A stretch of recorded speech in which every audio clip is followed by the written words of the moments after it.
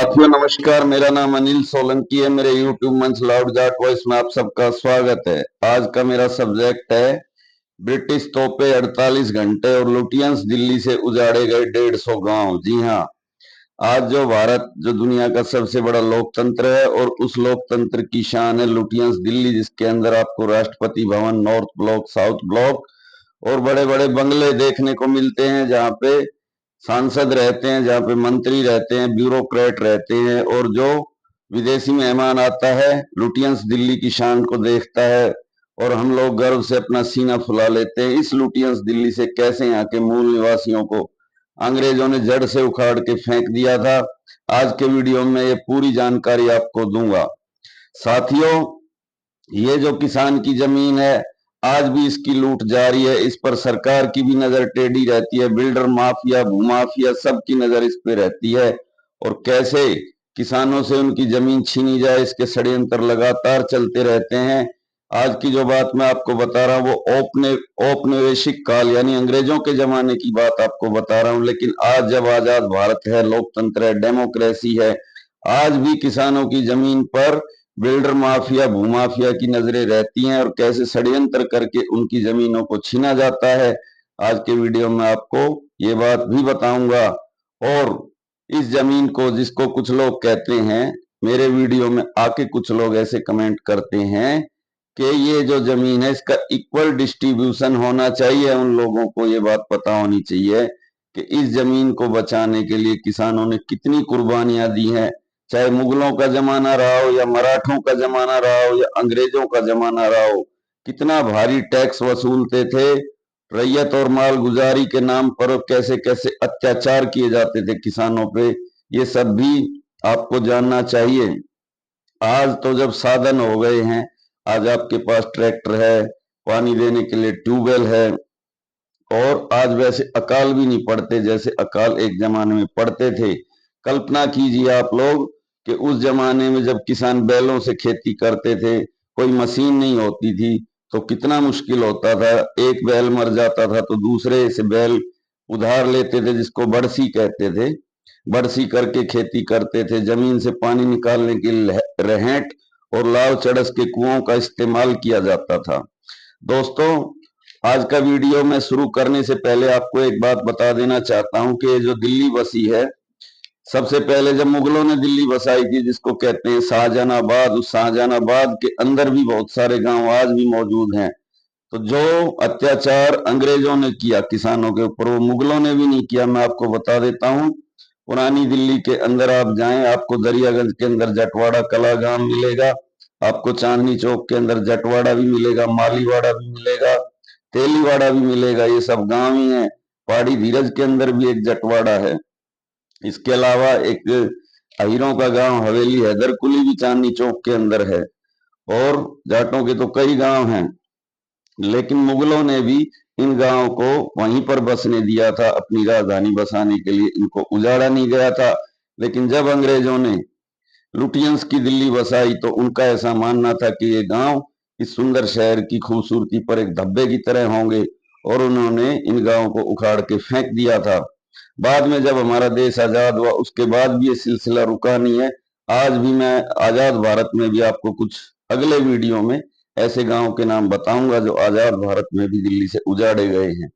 अभी बात करते हैं आज की बात की। जो लुटियंस दिल्ली से 150 गांव उजाड़े गए थे, उनके बारे में मैंने बहुत सारी रिसर्च की, बहुत ढूंढा मैंने, लेकिन मुझे कहीं कुछ नहीं मिला। आखिरी में एक जगह पर एक किसान है जिनका नाम है कृष्ण कुमार, जो दिल्ली के मालचा गांव के मूल निवासी हैं। वो अपनी हक की लड़ाई आज भी अदालत में लड़ रहे हैं। आप कल्पना कीजिए दोस्तों कि ये जो कुछ हुआ था 1912 के अंदर ये गांव उजाड़े गए थे, और आज 2025 के अंदर भी वो दिल्ली हाई कोर्ट के अंदर अपने हक की लड़ाई लड़ रहे हैं। तो उन कृष्ण कुमार के बारे में जब मुझे पता चला, मैंने इस पे बहुत रिसर्च किया, तो मुझे पता चला कि ये कहानी कितनी दर्द भरी है।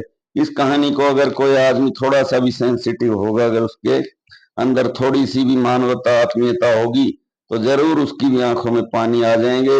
अब मैं आपको बताता हूं कि एक्चुअली 1912 में हुआ क्या था। बड़े शहर अक्सर छोटे छोटे गांव की कीमत पर बसते हैं। नई दिल्ली निश्चित रूप से इस मामले में अपवाद नहीं है। अंग्रेजों ने 1912 में अपना जो उनका वास्तविक आधार था, कोलकाता में जो उनकी राजधानी थी, उसको दिल्ली स्थानांतरित किया, यानी ट्रांसफर किया।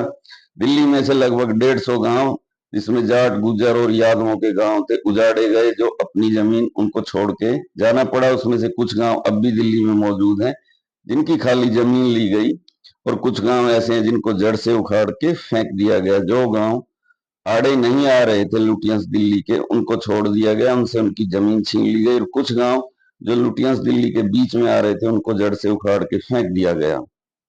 कई गांवों को अपनी जमीनें छोड़ने से छुटकारा मिल गया। वहीं मध्य क्षेत्र में पड़ने वाले गांवों को, जिसे बाद में लुटियंस दिल्ली कहा गया, बहुत अधिक कष्ट सहना पड़ा। अंग्रेजों ने न केवल उनकी जमीनें छीनी, बल्कि उनके घरों को भी जड़ से उखाड़ के फेंक दिया। ऐसा ही एक गांव था मालचा। मालचा में मुख्यतः जाट किसान रहते थे, और जो अब हरियाणा के सोनीपत के हरसाना गांव के पास में बस चुके हैं जाके, यानी यहाँ से माइग्रेंट होके वो सोनीपत जिले के हरसाना गांव के पास में बसे हुए हैं। और उनकी पहचान ये है कि वो अपने नाम के आगे मालचा लगाते हैं, सरनेम। और आज जहाँ पर मालचा गांव पहले था, वहां पे एक बहुत ही बड़ा जंगल है, 20-25 किलोमीटर का, इसको रिज एरिया कहते हैं। उसके अंदर उनका एक पुराना मंदिर है, जो अभी भी है, जिसमें आके वो अपनी पूजा भी करते हैं। ये बात है सन 1912 की। हमारे ये जो कृष्ण कुमार नाम के व्यक्ति हैं, ये कहते हैं हमारे पूर्वजों को अपनी जमीन छोड़नी पड़ी थी, जिसमें सदियों से रह रहे थे। मालचा गांव में 1792 एकड़ जमीन थी, जिस पर राष्ट्रपति भवन का 1/3 हिस्सा बसा हुआ है, और दक्षिण पश्चिम लुटियंस दिल्ली की सभी प्रमुख इमारतें इसमें शामिल हैं। और वो बताते हैं कि मालचा गांव में जाटों के कुल 107 घर थे।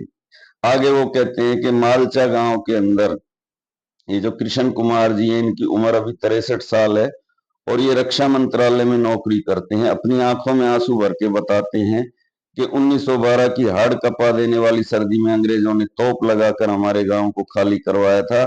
मैं आज जिस साउथ ब्लॉक में नौकरी करता हूँ, वहां मेरे पिताजी और दादाजी खेती करते थे। जरा विडंबना देखिए कि जो साउथ ब्लॉक और नॉर्थ ब्लॉक बने हुए हैं, जहां से पूरी सरकार चलती है, राष्ट्रपति भवन के बिल्कुल सामने, ये जो कृष्ण कुमार जी हैं, ये उसी साउथ ब्लॉक के अंदर रक्षा मंत्रालय में नौकरी करते हैं।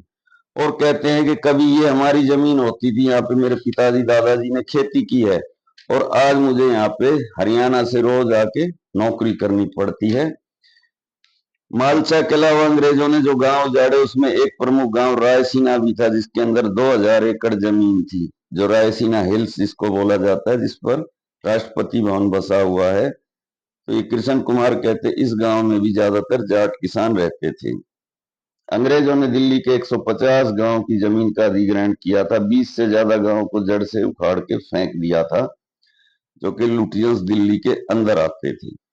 उन गांवों के नाम पे भी मैंने बहुत रिसर्च की, तो कुछ गांव आज भी दिल्ली में मौजूद हैं, जिनकी खाली जमीन छीनी गई, गांव बच गए। और कुछ गांव ऐसे हैं जो इनका यही नहीं पता कि अब वो इस दुनिया में धरती के किस कोने पर बसे हुए। उनमें प्रमुख गांव थे रायसीना, मालचा, कुसक, ताल कटोरा और माधोगंज। इसके अलावा जयसिंहपुरा और राजा का बाजार। ये जो जयसिंहपुरा, माधोगंज और राजा राजा बाजार नाम के गांव थे, ये कनॉट प्लेस के अंदर थे। और रायसीना, मालचा, कुसक, ताल कटोरा, ये जो अभी लुटियंस दिल्ली है उसके अंदर थे। इसके अलावा पिलंजी और 10 गरा और मोती बाग, इन गांवों की भी जमीन छीनी गई थी, लेकिन इन गांवों को बख्श दिया गया था। ये आज भी दिल्ली में मौजूद हैं, या हो सकता है ये पहले जहाँ पे थे वहां से उठा के इनको दूसरी जगह पे बसाया गया हो। दिल्ली के बाकी हिस्सों में आपको ऊंची इमारतों के बीच गांव मिल जाएंगे, लेकिन लुटियंस दिल्ली के अंदर आपको एक भी गांव नहीं मिलेगा। उसके बाद वो कहते हैं 107 जो गांव घर थे, इसमें मालचा गांव में जाटों के, उसमें से केवल 42 परिवार ही सोनीपत के हरसाना गांव में बस गए। बाकी का कुछ नहीं पता वो कहां पर गए। कृष्ण कुमार बताते हैं कि हमने अपनी पहचान के लिए अपने नाम के आगे मालचा लिखना जारी रखा। हमारे दादाजी के पास 250 बीघा जमीन थी। आगे वो बताते हैं कि अंग्रेजों ने हमें जो मुआवजा दिया, वो 3 रुपए बीघा था, यानी 15 रुपए एकड़। जब वो कहते हैं हमारे दादाजी ने ये मुआवजा लेने से इनकार कर दिया, तो उनको मुआवजा नहीं मिला। तो वो कहते हैं लेकिन हमारे पास क्योंकि काफी जमीन थी और हमने कुछ पैसा जोड़ रखा था, जब हम यहाँ से माइग्रेंट हुए और जब हमने हरसाना में जाके जमीन खरीदी 1913 में, जब 1912 में इनको यहाँ से निकाला अंग्रेजों ने, तो इन्होंने 1913 में हरसाना में जमीन खरीदी। तो वहां पे जमीन का रेट था 33 रुपए प्रति बीघा, यानी 165 रुपए प्रति एकड़। ये बात मैं आपको इसलिए बता रहा हूं कि कुछ लोग ये कहेंगे अभी कमेंट बॉक्स में आके कि जिस समय पे ये गांव उजाड़ा गया उस समय अंग्रेजों ने 15 रुपए एकड़ का जो मुआवजा दिया था, वो उस जमाने की महंगाई को देखते हुए काफी था। लेकिन आपको ये डिफरेंस समझना चाहिए कि यहाँ पर उनको जो मुआवजा मिला था वो 15 रुपए एकड़ था, और हरसाना में उन्होंने जो जमीन खरीदी वो 165 रुपए एकड़। कितना डिफरेंस है, आप जरा कल्पना कीजिए कितने प्रतिशत का डिफरेंस है। कृष्ण कुमार ने बताया कि छोटे किसानों ने मुआवजा एक्सेप्ट कर लिया, मुआवजा ले लिया। जो छोटे किसान थे उसमें वो बताते हैं उसमें मुख्य रूप से मुस्लिम सैनी और ब्राह्मण थे, और कुछ जाट भी छोटे किसान थे, इनके पास ज्यादा भूमि नहीं थी। तो कृष्ण कुमार कहते हैं कि उनके दादाजी ने मुआवजा स्वीकार करने से इनकार कर दिया, क्योंकि जो मुआवजा अंग्रेज दे रहे थे वो एक भीख की तरह था, बहुत ही कम मुआवजा था। और आगे वो बताते हैं कि हमारे दादाजी ने अंग्रेजों से ये कह दिया, वो गांव के नंबरदार थे, कि हम अपनी मातृभूमि किसी भी कीमत पर नहीं देंगे, आप जो मर्जी कर लीजिए। क्योंकि मालचा एक मजबूत गांव था, काफी जमीन उस गांव के पास थी, तो अंग्रेज इससे थोड़े घबरा गए। उनको लगा अगर मालचा गांव को हम नहीं उठा पाए तो बाकी गांव में भी बगावत हो जाएगी। तो फिर बताते हैं कि अंग्रेजों ने तोपें मंगवाई, मालचा गांव को चारों तरफ से घेर लिया गया, तोपें लगा दी गई, और गांव वालों को 48 घंटे का टाइम दिया गया। बहुत से लोगों को बिना मुआवजा लिए ही अपने गांव को छोड़ना पड़ा, अपनी मातृभूमि से उनको माइग्रेंट होना पड़ा। आगे कृष्ण कुमार बताते हैं कि 2005 के अंदर मैंने आरटीआई लगाई, हमारे पूर्वजों ने मुआवजा नहीं लिया था, काफी प्रयासों के बाद जवाब मिला आपके पूर्वजों ने मुआवजा स्वीकार नहीं किया था। आगे कृष्ण कुमार बताते हैं कि अंग्रेजों ने उस पैसे को क्षेत्र के डिविजनल जज के पास जमा कर दिया था।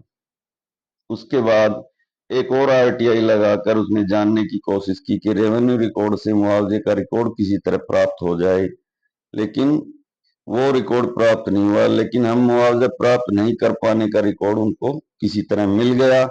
फिर उसने 2007-8 में पटियाला हाउस कोर्ट के अंदर मामला दायर किया। 2012 में उनका केस पटियाला हाउस कोर्ट से खारिज हो गया। पटियाला हाउस कोर्ट ने कहा अब आपको कोई भी मुआवजा नहीं मिलेगा, क्योंकि ये बात बहुत पुरानी हो चुकी है। आगे कृष्ण कुमार बताते हैं कि जब नया भूमि अधिग्रहण कानून यूपीए सरकार, मनमोहन सिंह सरकार लेकर आई, तो एक उम्मीद की किरण जगी। इस कानून के अंदर ऐसा प्रावधान था कि अगर किसान मुआवजा स्वीकार नहीं करता है तो उसको उसकी जमीन वापस मिलेगी, और अगर सरकार 5 साल तक जमीन का इस्तेमाल नहीं करती तो भी उसको उसकी जमीन वापस मिलेगी, और जमीन वापस नहीं मिलेगी तो बाजार भाव से मुआवजा मिलेगा। 2013 में कृष्ण कुमार कहता है कि मैंने दिल्ली हाई कोर्ट में एक और मामला दायर किया, हमारे पूर्वजों ने कोई भी मुआवजा नहीं लिया था, हमारी जमीन हमारी इच्छा के खिलाफ ली गई थी। हम न्यायालय से अनुरोध करते हैं कि हमें आज के रेट से बाजार भाव से मुआवजा दिया जाए। ये मामला अभी दिल्ली हाई कोर्ट में विचाराधीन है, ये तय करेगा कि मुआवजा मिलेगा या नहीं मिलेगा। लेकिन ये स्पष्ट है कि ये लोग दुनिया के सबसे बड़े लोकतंत्र राजधानी लुटियन दिल्ली के मूल निवासी हैं, जो अपना सब कुछ गवा के आज अपने हक हकूक की लड़ाई लड़ रहे हैं। तो भाइयों, इसके अंदर इस सीरीज में मैं आगे भी आपको वीडियो बनाऊंगा। ये तो औपनिवेशिक काल की बात हुई जब अंग्रेजों ने जबरन किसानों से जमीन छीनी थी, लेकिन ये सिलसिला आज भी जारी है, आज भी जमीन की लूट जारी है दिल्ली एनसीआर में। अब जब मालचा का जिक्र हो ही गया है तो मैं आपको एक और बात बताऊं कि जहाँ पे ये मालचा गांव था, वहां पे बहुत बड़ा एक जंगल है दिल्ली के अंदर, जिसको रिज एरिया बोलते हैं। और इस जंगल के अंदर एक बहुत ही डरावनी जंग है जिसको मालचा महल कहते हैं। यहाँ पे सन 2018 तक एक शाही राज परिवार रहता था, लखनऊ के नवाब का परिवार। और उन लोगों की यहीं पर मृत्यु हुई। वहां की जो उनकी जो बेगम थी, महारानी थी, उनकी बेटी और बेटे की, वो सब हो सकता है आपने सोशल मीडिया पे कहानी देखी हो कि किस प्रकार से जब उनका सब कुछ सरकार ने छीन लिया था, वो दिल्ली के नई दिल्ली रेलवे स्टेशन पर आकर बैठ गए थे। बाद में इंदिरा गांधी ने जंगल के अंदर उनको एक ये किला रहने के लिए दिया था। शिकारगाह थी ये, तुगलक डायनेस्टी ने इसको बनवाया था और यहीं पर उनकी मृत्यु हुई। और वो यहाँ पे रहे तकरीबन 20 साल। अब कहते हैं कि उस किले के अंदर उनकी आत्मा भटकती है। तो ये कहानी मैंने भी सोशल मीडिया पे देखी और मैं वहां पे रात को गया और मैंने जाके उस किले के अंदर रात को एक वीडियो भी बनाया, क्योंकि मेरे को हॉन्टेड जगह पे जाना अच्छा लगता है, खतरों से खेलना भी अच्छा लगता है। और मेरा एक और यूट्यूब चैनल है जिसका नाम है अनिल सोलंकी व्लॉग, लेकिन वो यूट्यूब चैनल ज्यादा ग्रोथ नहीं कर रहा है। तो अगर आप लोगों को वीडियो देखना है, मैं वहां पे रात को गया, रात के 12 बजे तक रुका उस किले के अंदर, जो कहते हैं बहुत ही हॉन्टेड जगह है। वहां पे भूत प्रेत आत्माएं रहती हैं और उस जंगल में मेरे को जंगली जानवरों का सामना भी करना पड़ा। वहां पे मेरे को लोमड़ी मिली, गीदड़ मिले, जंगली सुअर मिले, बंदर मिले, नीलगाय मिली और जंगली कुत्तों ने तो मेरे ऊपर हमला भी कर दिया था। अगर मेरे पास डंडा नहीं होता तो शायद वो मेरा महासी नोच डालते। तो मैंने वहां रात को जाके वीडियो शूट किया। अगर आप लोग कमेंट करके बताना आप उस वीडियो को देखना चाहते हैं तो मैं उसको इस चैनल पे अपलोड कर दूंगा। इसी के साथ मैं आपका भाई अनिल सोलंकी आज का वीडियो समाप्त करने की आपसे इजाजत चाहता हूँ। वीडियो कैसा लगा कमेंट करके बताएं। वीडियो को ज्यादा से ज्यादा लाइक भी करें, कमेंट भी करें, शेयर भी करें। जो भाई अभी अभी मेरे चैनल से जुड़े हैं वो चैनल को सब्सक्राइब करें। धन्यवाद भाइयों, आपका दिन शुभ हो। मैं आपका भाई अनिल सोलंकी।